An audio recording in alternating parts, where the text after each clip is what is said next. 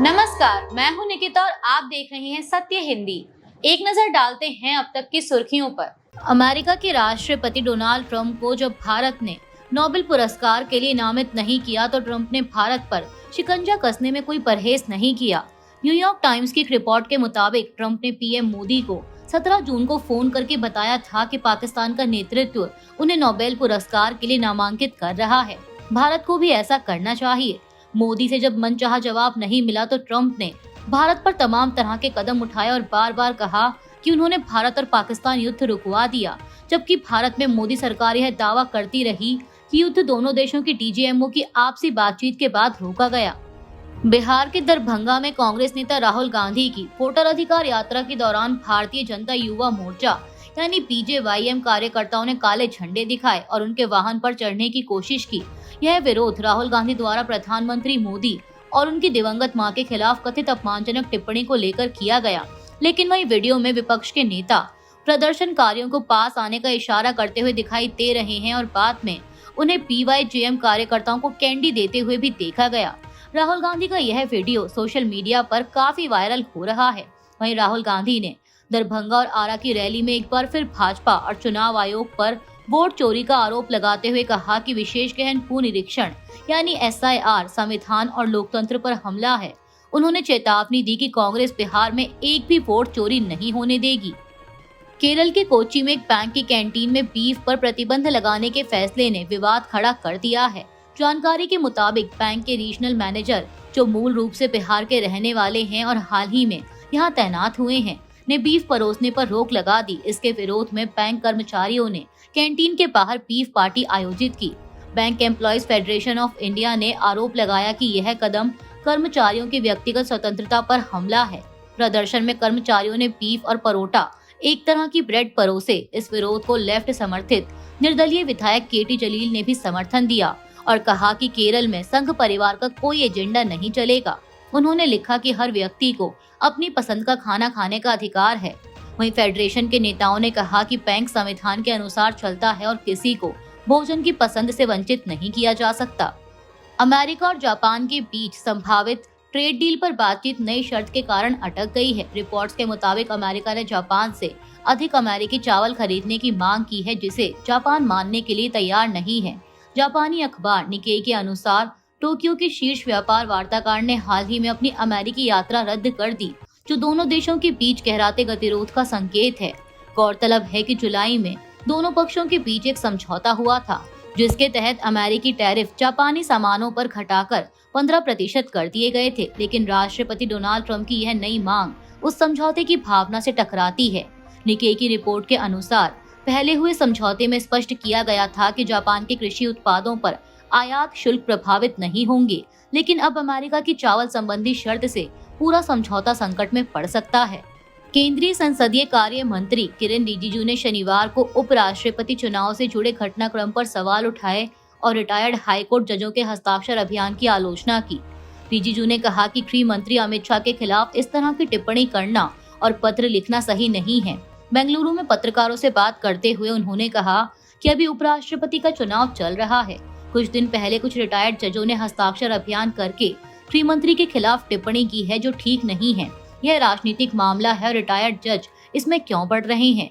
इससे लगता है कि जब वे जज थे तो उनकी अलग विचारधारा रही होगी, नहीं तो गृह मंत्री के खिलाफ इस तरह हस्ताक्षर अभियान चलाकर पत्र लिखना सही नहीं है।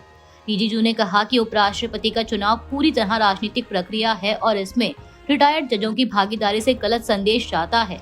बता दें कि रिटायर्ड जजों के एक समूह ने विपक्ष के उपराष्ट्रपति पद के उम्मीदवार बी सुदर्शन रेड्डी पर गृह मंत्री अमित शाह की टिप्पणी के खिलाफ खुला पत्र लिखकर बयान जारी किया था। बिहार विधानसभा चुनाव से पहले इंडिया गठबंधन की वोटर अधिकार यात्रा ने सियासत गरमा दी है। 30 अगस्त को छपरा में समाजवादी पार्टी प्रमुख अखिलेश यादव भी राहुल गांधी और तेजस्वी यादव के साथ शामिल हुए और आरा में जनसभा को संबोधित किया। अखिलेश ने चुनाव आयोग को जुगाड़ आयोग बताया और भाजपा पर जमकर हमला बोला। बता दें कि यह यात्रा 17 अगस्त को सासाराम से शुरू हुई थी और अब तक 20 जिलों में 1300 किलोमीटर की दूरी तय कर चुकी है। यात्रा का मकसद वोटर लिस्ट में कथित गड़बड़ियों और वोट चोरी के खिलाफ जनता को जागरूक करना है। इससे पहले डीएमके प्रमुख एमके स्टालिन और कनिमोझी भी इसमें शामिल हुए थे, जबकि जल्द ही झारखंड के मुख्यमंत्री हेमंत सोरेन और अन्य विपक्षी नेता भी इस यात्रा में जुड़ेंगे। 1 सितंबर को पटना के गांधी मैदान में इसका समापन एक बड़ी रैली के साथ होगा। वहीं अखिलेश यादव की भागीदारी को यूपी से सटे बिहार क्षेत्रों में पीडीए यानी पिछड़ा दलित अल्पसंख्यक समीकरण को मजबूत करने की रणनीति माना जा रहा है। जानकारों का मानना है कि विपक्ष की यह तिकड़ी राहुल, तेजस्वी और अखिलेश बीजेपी और जेडीयू गठबंधन के लिए बड़ी चुनौती बनकर उभरी है। गुजरात कांग्रेस के प्रदेश अध्यक्ष अमित चावड़ा ने अब नवसारी लोकसभा क्षेत्र में 30,000 फर्जी मतदाता होने का बड़ा आरोप लगाया है। उन्होंने प्रेस कॉन्फ्रेंस में कहा कि भाजपा के प्रदेश अध्यक्ष और कैबिनेट मंत्री सीआर पाटिल के निर्वाचन क्षेत्र 84 विधानसभा में 6.09 लाख मतदाताओं में से 40% की जांच की गई, जिसमें 12.3% यानी 30,000 से अधिक फर्जी पाए गए। चावड़ा ने दावा किया कि अगर पूरी वोटर्स लिस्ट की जांच हो तो केवल गुजरात में ही करीब 62 लाख फर्जी वोटर सामने आ सकते हैं। उन्होंने कहा कि वोट चोरी 5 तरीकों से होती है: डुप्लीकेट नाम, वर्तनी की गड़बड़ी, अलग अलग एपिक नंबर, भाषा और पते में बदलाव। कांग्रेस ने इसे लोकतंत्र पर हमला बताते हुए 31 अगस्त से घर घर अभियान और मताधिकार जनसभा शुरू करने का ऐलान किया है। चावड़ा ने कहा कि यह केवल चुनाव जीतने की लड़ाई नहीं बल्कि संविधान और नागरिकों के अधिकारों की रक्षा का आंदोलन है। अमेरिका के राष्ट्रपति डोनाल्ड ट्रंप ने अपील अदालत के उस फैसले पर कड़ा पलटवार किया है जिसमें उनके अधिकांश टैरिफ को अवैध करार दिया गया।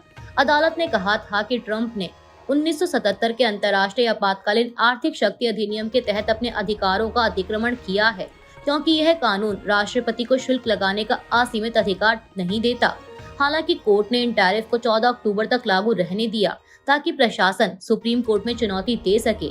अब इस पर ट्रंप ने कहा कि सभी टैरिफ अभी भी लागू हैं और सुप्रीम कोर्ट में लड़ाई जारी रहेगी। उन्होंने चेतावनी दी कि अगर टैरिफ हटे तो यह अमेरिका के लिए आर्थिक आपदा होगी। अदालत का फैसला ट्रंप द्वारा चीन, कनाडा और मैक्सिको समेत कई देशों पर लगाए गए रेसिप्रोकल टैरिफ पर केंद्रित है, जबकि स्टील और एल्यूमीनियम जैसे उत्पादों पर अन्य कानूनों के तहत लगाए गए टैरिफ अप्रभावित रहेंगे। यह फैसला छोटे व्यवसायों और 12 डेमोक्रेटिक राज्यों की याचिकाओं पर आया है। भारतीय वायुसेना के उप प्रमुख एयर मार्शल नर्मदेश्वर तिवारी ने शनिवार को एनडीटीवी डिफेंस समिट में ऑपरेशन सिंदूर का ताज़ा फुटेज और विवरण साझा किया। यह अभियान मई में पहलगाम हमले, जिसमें 26 लोग मारे गए थे, के बाद पाकिस्तान और पीओके स्थित आतंकी शिविरों पर किया गया था। एयर मार्शल नर्मदेश्वर तिवारी ने बताया कि भारतीय वायुसेना ने 50 से भी कम हथियारों से 9 लक्ष्यों पर सटीक हमले किए और पाकिस्तान को युद्ध विराम समझौते पर लाने में सफलता पाई।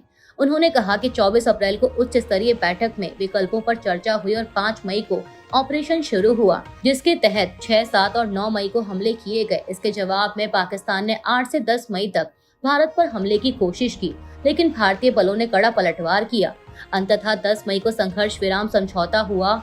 उन्होंने कहा कि यह अभियान भविष्य के हमलों के खिलाफ निवारक संदेश था। रक्षा मंत्री राजनाथ सिंह ने शनिवार को एनडीटीवी डिफेंस समिट 2025 में कहा कि कोई स्थायी दोस्त या दुश्मन नहीं होता, केवल स्थायी हित होते हैं। उन्होंने अमेरिका द्वारा भारतीय आयातों पर लगाए गए 50% टैरिफ का जिक्र करते हुए कहा कि दुनिया में इस समय व्यापार को लेकर युद्ध जैसी स्थिति है और विकसित देश संरक्षणवाद की ओर बढ़ रहे हैं, लेकिन भारत अपने राष्ट्रीय हितों से समझौता नहीं करेगा। सिंह ने रक्षा क्षेत्र में आत्मनिर्भरता को आवश्यकता बताते हुए कहा कि अब सभी युद्धपोत देश में ही बनाए जा रहे हैं और नौसेना ने बाहर से युद्धपोत न खरीदने का संकल्प लिया है। हाल ही में आईएनएस हिमगिरी और आईएनएस उदयगिरी जैसे स्वदेशी फ्रिगेट इसका उदाहरण है। उन्होंने यह भी बताया कि भारत की स्वदेशी रक्षा प्रणाली सुदर्शन चक्र जल्द ही हकीकत बनेगी। ऑपरेशन सिंदूर का जिक्र करते हुए उन्होंने कहा कि भारत ने स्वदेशी शक्ति का प्रदर्शन किया है। साथ ही बताया कि रक्षा निर्यात 2014 के 700 करोड़ से बढ़कर अब 24,000 करोड़ तक पहुंच गया है। जम्मू कश्मीर के गुरेज सेक्टर में 23 अगस्त को हुई मुठभेड़ में सुरक्षा बलों ने 2 आतंकवादियों को मार गिराया, जिनमें से एक की पहचान पाकिस्तान के मुजफ्फराबाद निवासी बागू खान उर्फ मानव जेपीएस के रूप में हुई है। बागू खान, जिसे समुंदर चाचा भी कहा जाता था, 1995 से 100 से अधिक घुसपैठ की कोशिशों में शामिल रहा और हिजबुल मुजाहिदीन से जुड़ा था। घुसपैठ के सभी रास्तों की जानकारी होने के कारण उसे मानव जीपीएस कहा जाता था। सेना और जम्मू कश्मीर पुलिस को मिली खुफिया जानकारी के आधार पर संयुक्त अभियान चलाया गया। एलओसी पर संदिग्ध गतिविधि दिखने पर जब घुसपैठियों को चुनौती दी गई तो उन्होंने गोलीबारी शुरू कर दी जिसके बाद जवाबी कार्रवाई में दोनों आतंकी ढेर हो गए। सूत्रों ने बताया कि दूसरा आतंकी भी पाकिस्तानी है, लेकिन उसकी पहचान अभी तक नहीं हो पाई है। अभी के लिए इतना ही। बाकी की देश दुनिया की बड़ी खबरों के लिए जुड़े रहिए सत्य हिंदी के साथ। Copyright disclaimer under Section 107 of the Copyright Act 1976. Allowance is made for fair use for purposes such as criticism, comment, news reporting, scholarship, and research. Fair use is a use permitted by copyright statute that might otherwise be infringing.